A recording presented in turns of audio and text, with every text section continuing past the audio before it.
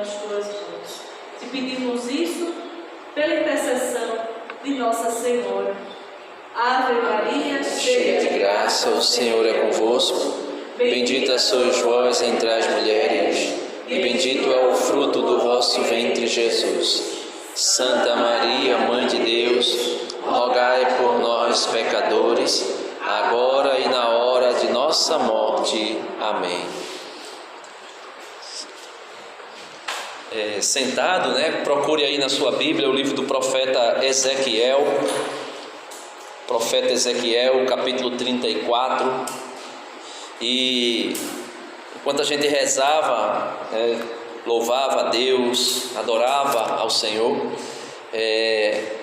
eu tenho certeza que Deus colocou no coração de cada um de nós essa convicção de que Ele é o nosso pastor, é Ele que nos conduz, é Ele que nos dirige, é Ele que nos leva a pastagens verdejantes, que nos leva a beber em águas limpas, não em cisternas sujas, mas águas limpas.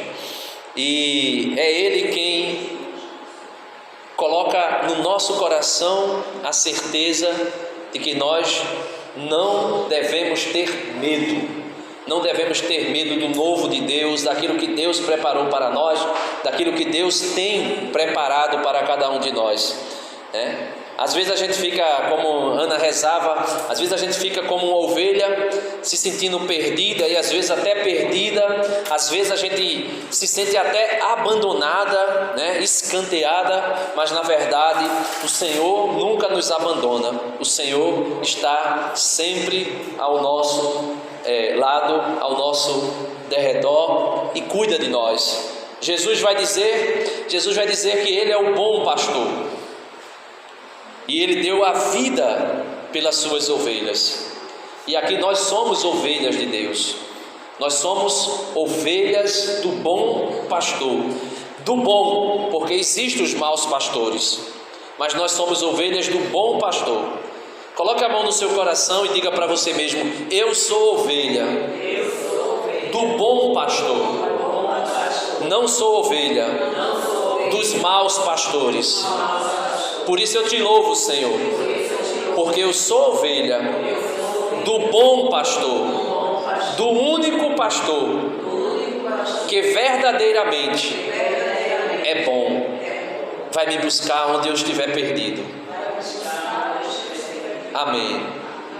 Então aí você encontrou o livro do profeta Ezequiel, capítulo 34, versículo 11. A gente vai começar a ler a partir do 11. Só que a gente começou, que mês que a gente está? Setembro. Setembro é o que na igreja? Mês da Bíblia. Qual é o livro proposto pela igreja para a gente rezar, ler, meditar, estudar, crescer espiritualmente, crescer na graça? Qual é o livro?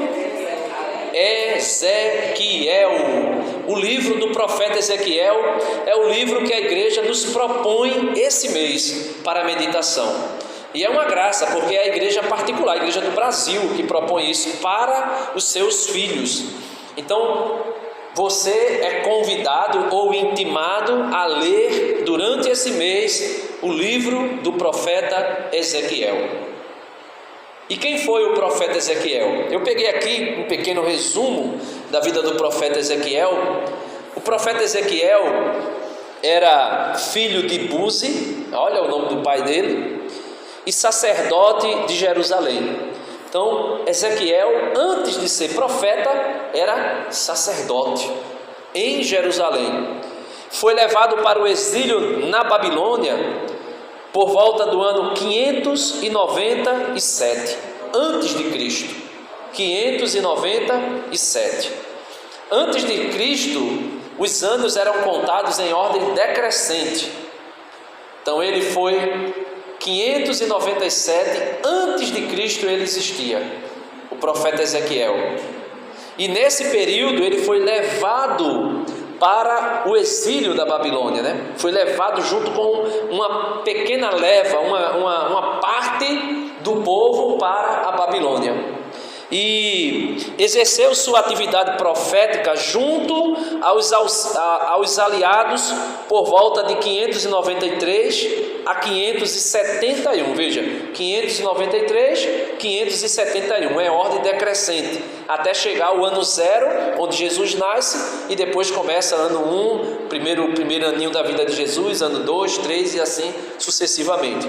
Então, ele exerce a sua atividade profética junto aos exilados por volta do ano 593 a 571 a.C. Profetizou antes e depois da destruição de Jerusalém.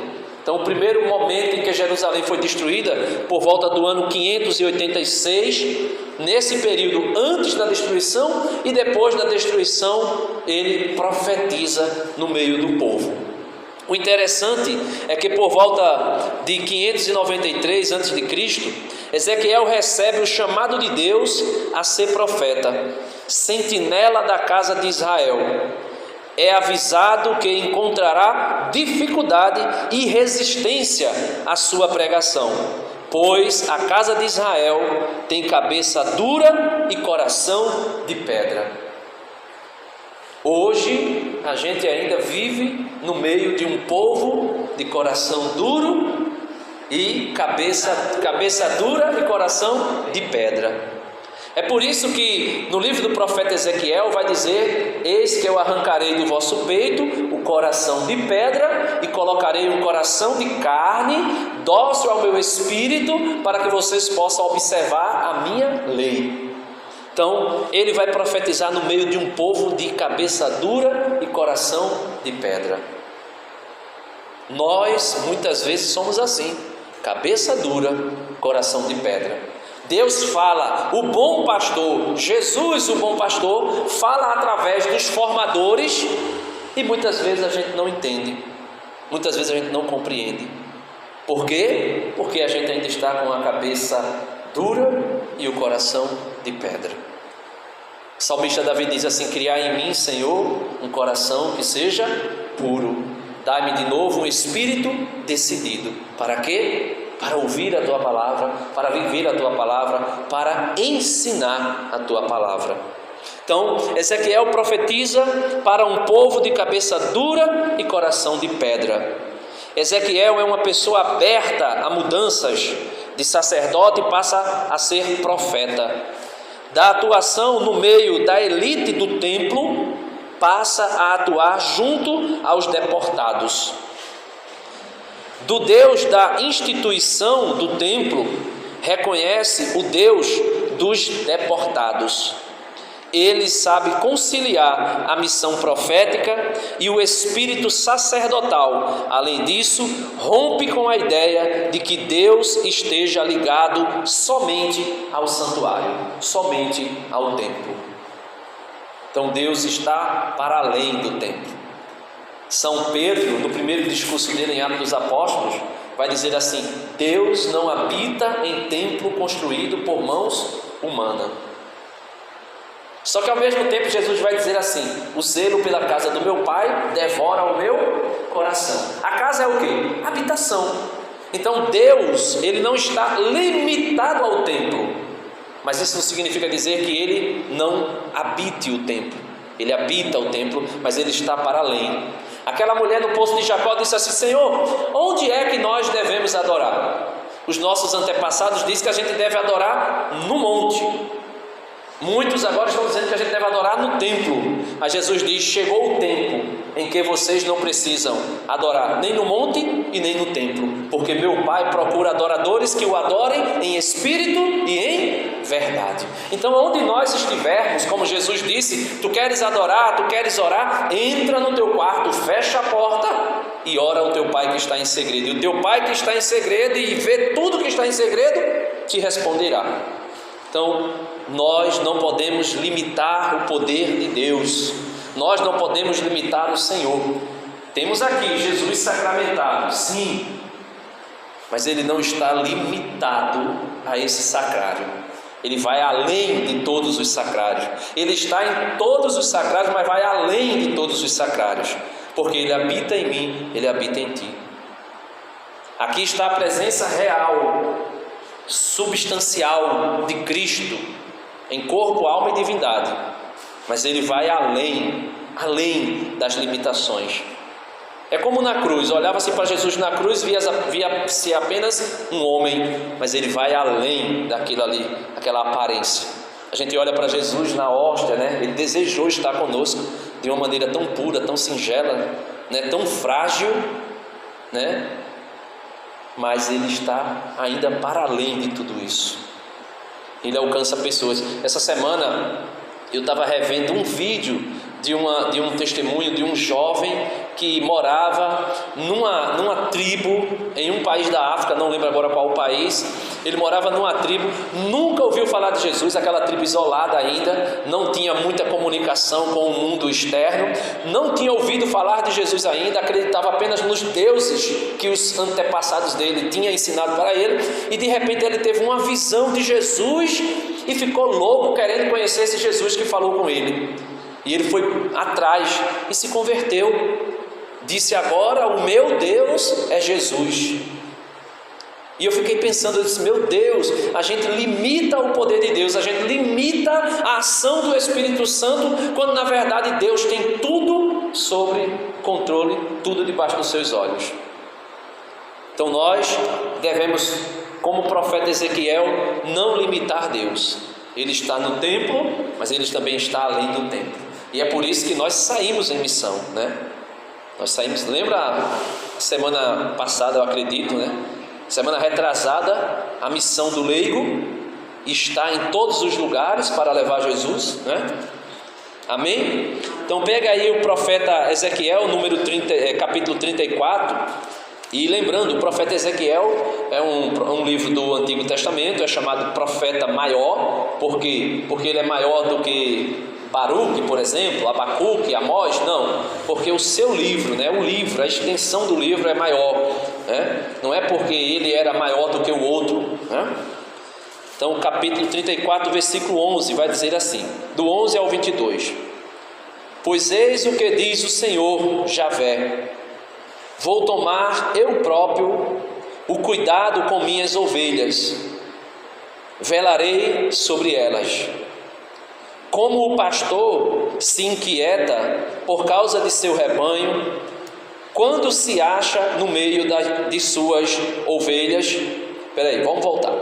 Como o pastor se inquieta por causa de seu rebanho, quando se acha no meio de suas ovelhas tresmalhadas, assim me inquietarei por causa do meu. Eu o reconduzirei de todos os lugares por onde tinha sido disperso em um dia de nuvens e de trevas.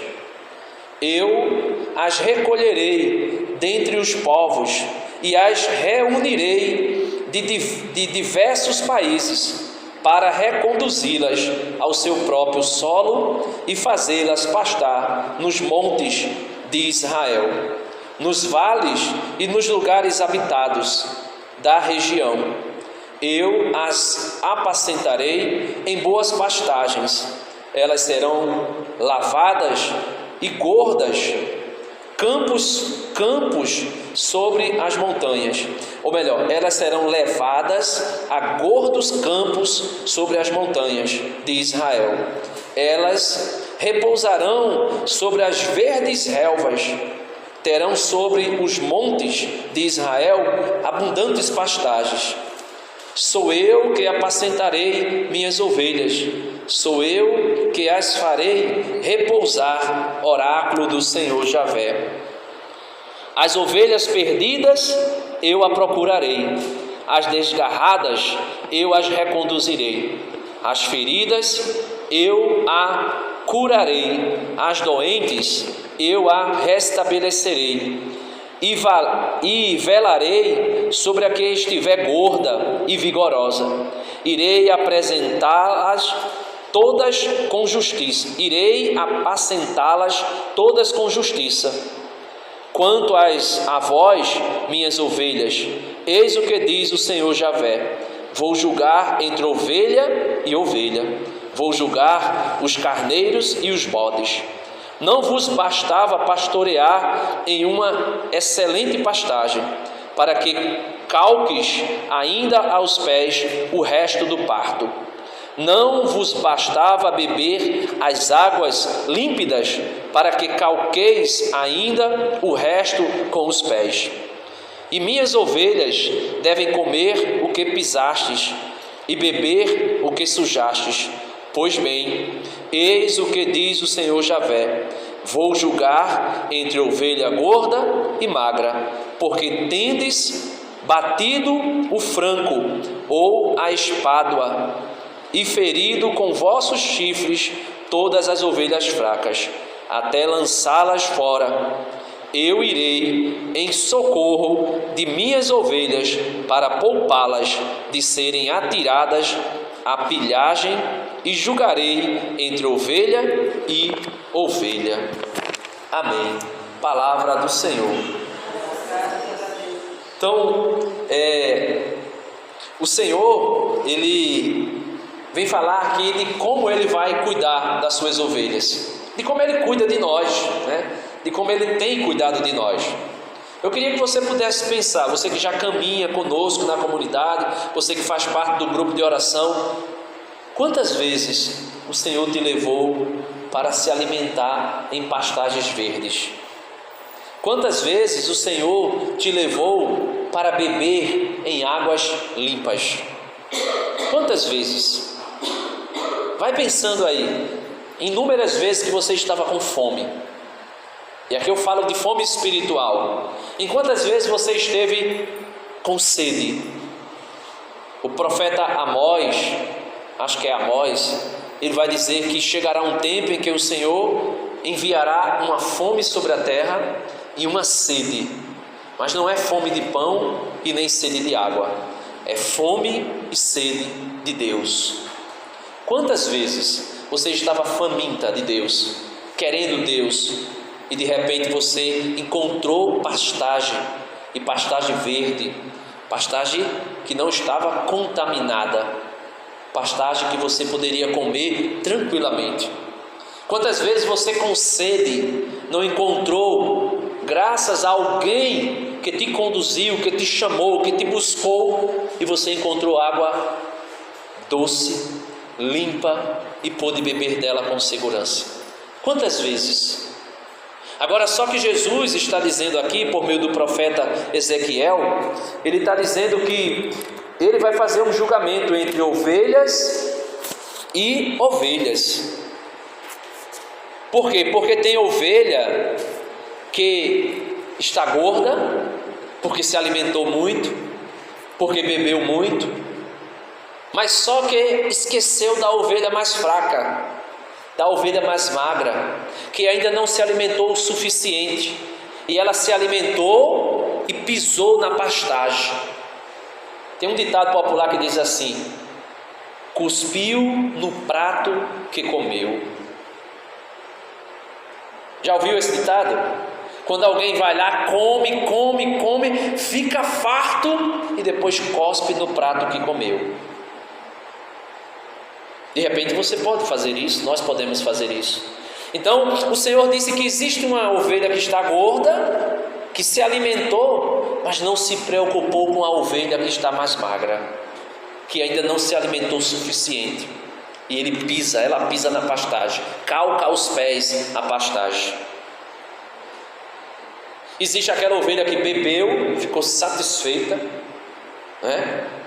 Antigamente tinha um costume antigo, né, em vários países nórdicos, que a pessoa, quando ia a um banquete, ele tinha que comer muito, comer o que ele pudesse comer e beber muito, e depois na mesa ele tinha que dar um arroto bem grande para mostrar que ele estava satisfeito.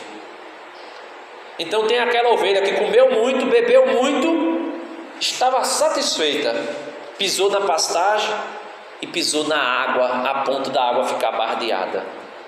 Você já bebeu água bardeada alguma vez? Já bebeu água? Você olhar para um copo de água assim, eu bebi uma vez. Eu fui para Paraíba, a terra dos meus pais, uma cidade chamada Natuba, e a gente foi para um rio chamado Rio da Paraíba, de Natuba para o Rio da Paraíba, uma distância imensa, debaixo de um sol escaldante, pescar.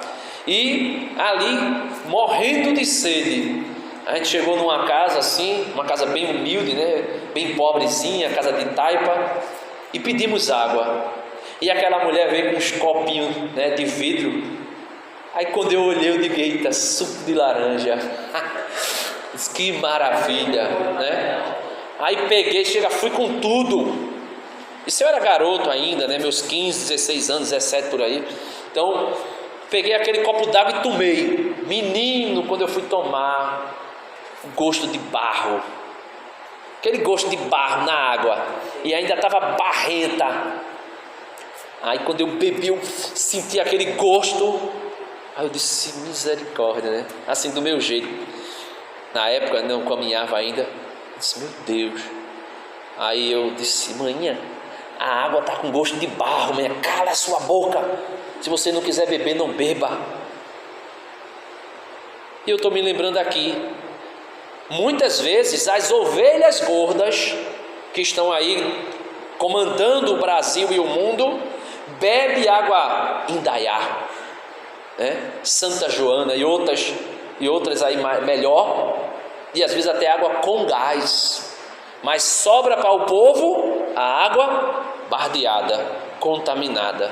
Essas ovelhas gordas, o Senhor está dizendo que vai tratar com elas. Vai tratar com elas. Aqui no versículo 19, ó. E minhas ovelhas devem comer o que pisastes, e beber o que sujastes.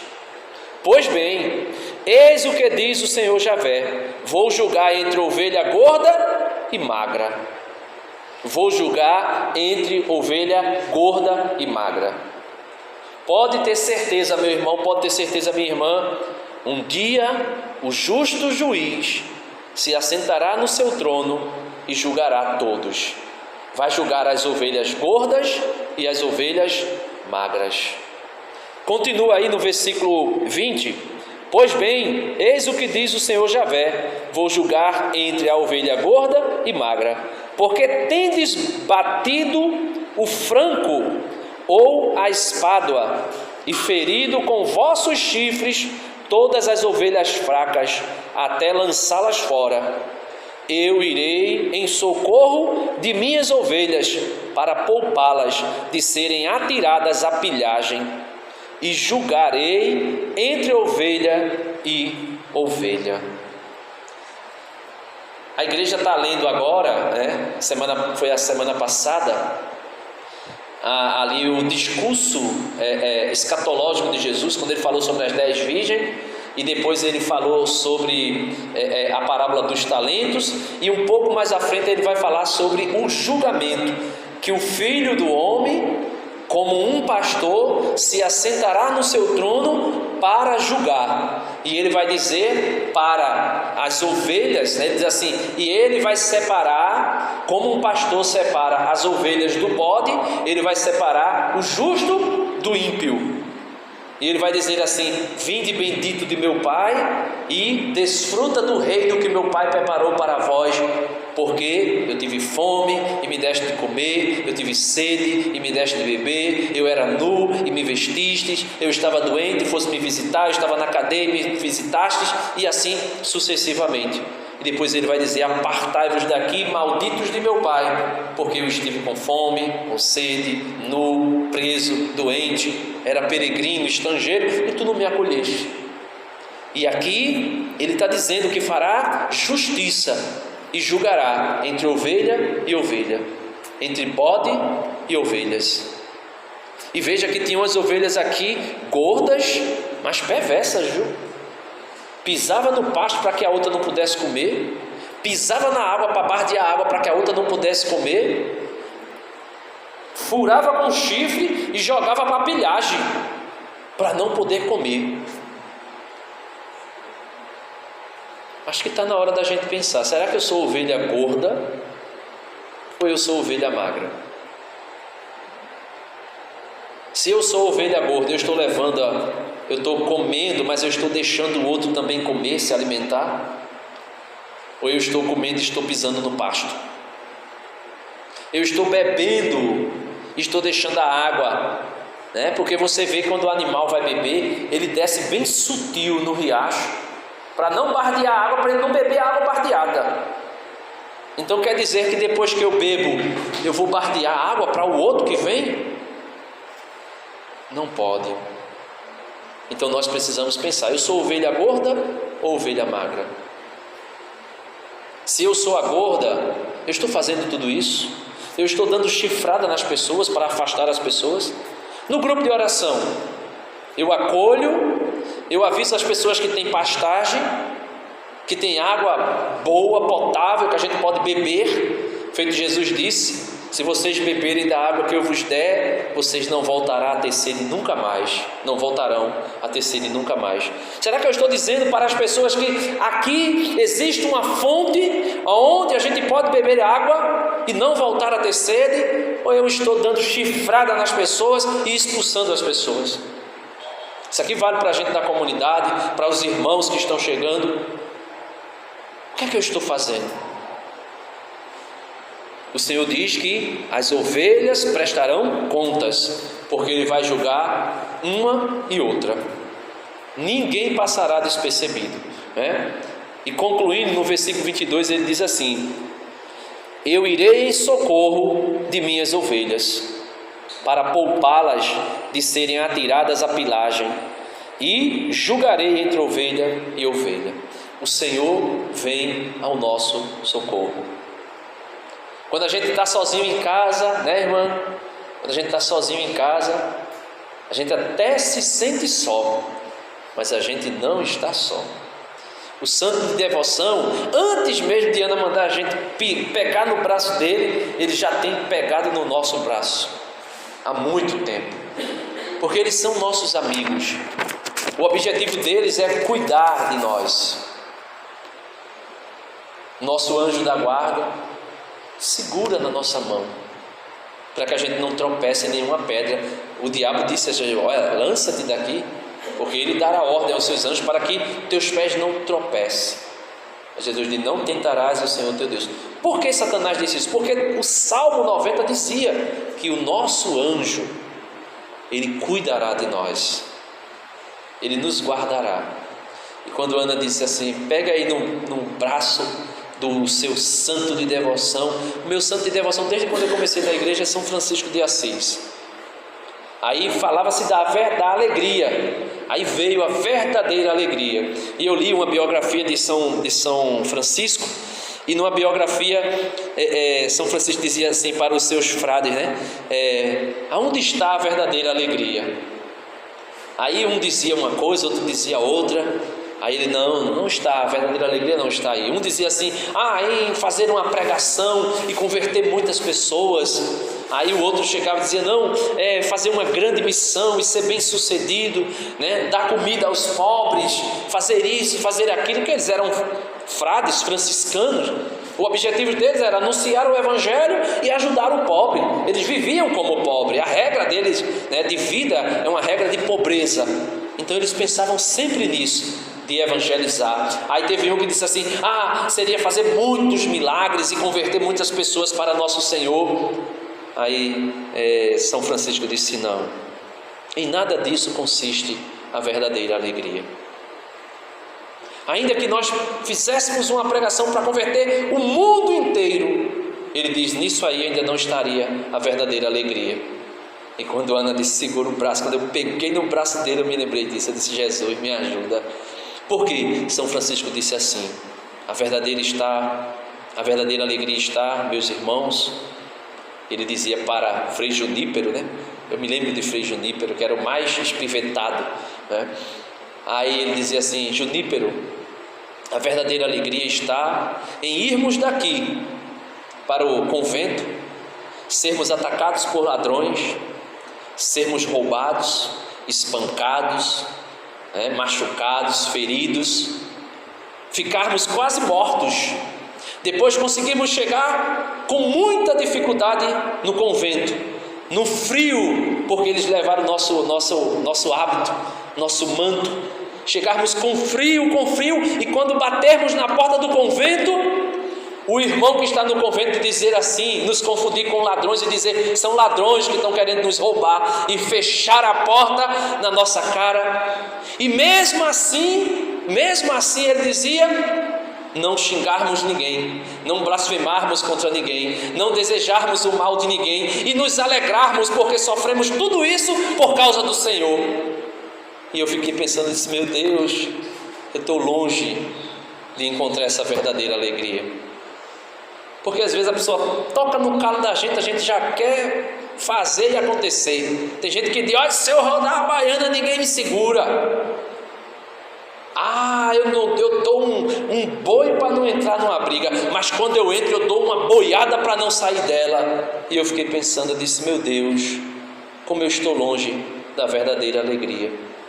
Aí eu pensei aqui, eu tenho que revisitar São Francisco de Assis e ler de novo, beber dessa fonte de novo, porque era um homem santo. E Jesus disse: bem-aventurados sereis vós quando vos perseguirem, caluniarem, defamarem e disserem todo tipo de mal contra vós por causa de mim, porque grande será a vossa recompensa no céu. No céu. Por isso, alegrai-vos e regozijai-vos, porque assim fizeram com os profetas que vieram antes de vós. O profeta Ezequiel passou por tudo isso, sofreu tudo isso, mas não perdeu a verdadeira alegria. Então, o convite é esse: leia o profeta Ezequiel nesse mês da Bíblia, beba dessa fonte, se alimente da vida desse homem, que é um homem de Deus, podemos dizer que é santo também, e eu sei que nós aprenderemos muito a respeito do Senhor. Tá certo aquela hora? 20 para as 9, né? 5 atrasado, 5 minutos atrasado. Então, meus irmãos, minhas irmãs, é isso, né? Então, você pensou no seu santo aí, revisite o seu santo. Se você não tiver um livro sobre a vida dele, procure na internet, né? Agora, não procure assim somente a biografia, porque às vezes a gente sabe da vida do santo todinho, né? Assim, uma biografia assim que a gente já leu, já estudou, sabe o dia que nasceu, sabe o dia que fez isso, que fez aquilo outro. Mas não visite a biografia do santo. Visite a vida espiritual e de oração desse santo. Eu fiquei pensando em São Francisco, um homem de muita oração, a ponto de em um momento na oração, acho que era o Monte Alverne, não me lembro o nome do monte agora, ele foi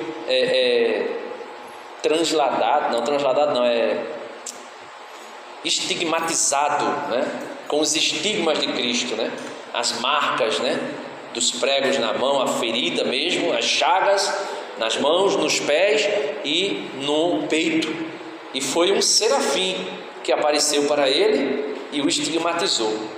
E eu fiquei pensando, né? Isso a igreja vai dizer que isso só acontece com homens ou mulheres que chega, acho que é a sétima morada, sétima morada, que chegou a um grau de espiritualidade tão grande que se une ao sofrimento de Cristo de uma maneira tal que chega a somatizar na carne aquilo que Cristo sofreu. E São Paulo diz para nós, né? Eu completo na minha carne os sofrimentos que faltaram a Cristo, a paixão de Cristo Jesus. Amém. Deus abençoe, né, cada um de nós, que nós possamos pedir ao Senhor essa graça, a graça de vivermos como os santos viveram e buscarmos a verdadeira alegria. Não precisa a sua verdadeira alegria ser a que São Francisco me ensinou. De repente Nossa Senhora pode ter ensinado outra maneira de encontrar alegria, né, para Linda e as irmãs aqui também, né, cada uma delas. Amém? Louvado seja nosso Senhor Jesus Cristo.